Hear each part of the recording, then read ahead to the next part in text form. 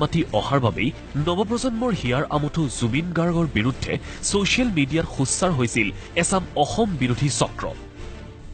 আনকি জুবিন গাৰ্গৰ লামডিঙৰ সাংস্কৃতিক সন্ধ্যা বৰ্জনৰ হুংকাৰ দিছিল এক দুষ্ট চক্ৰই। এই বিষয়টোক লৈ এতিয়া ৰাজ্যজুৰি অব্যাহত আছে তীব্ৰ প্ৰতিক্ৰিয়া। তাৰ মাজতেই এইবাৰ জাতীয় স্বাৰ্থত মাত মতা জুবিন গাৰ্গক সকিয়নি দিলে হোজাইৰ বিতৰ্কিত বিধায়ক শিলাদিত্যদেৱে। বিধায়ক শিলাদিত্যদেৱৰ সকিয়নি জুবিন গাৰ্গলৈ। ৰাজনীতি কৰিব নালাগে জুবিনে। মৰমেৰে মাতিছে, মৰমেৰে গান শুনিব আৰু তেওঁ মৰমেৰে গান গাই যাব। তাতে তেওঁক লৈ পেলাই ৰাজনীতি কৰিবৰ কাৰণে মাতা নাই। মোৰ হিচাপত মঞ্চত ৰাজনীতি নকৰিলে ভাল।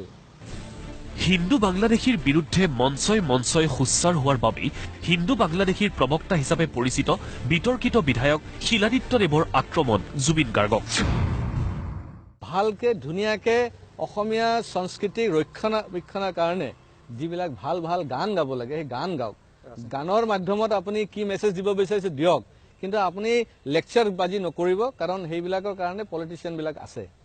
আনকি লামডিঙৰ বিহু মঞ্চত গান গোৱাৰ পৰিৱৰ্তে যদি জুবিন গাৰ্গে ৰাজনীতি কৰে তেনেহলে পৰিস্থিতি অৱনতি ঘটিলে শিল্পীগৰাকীয়ে জগৰীয়া হ'ব বুলিও সকিয়নি দিলে শিলাদিত্যদেৱে।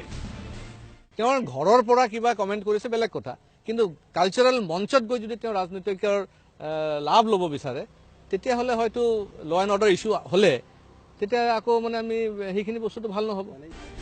আনকি জুবিন গাৰ্গৰ চৰিত্ৰক লৈও প্ৰশ্ন বিতৰ্কিত বিধায়কজনৰ।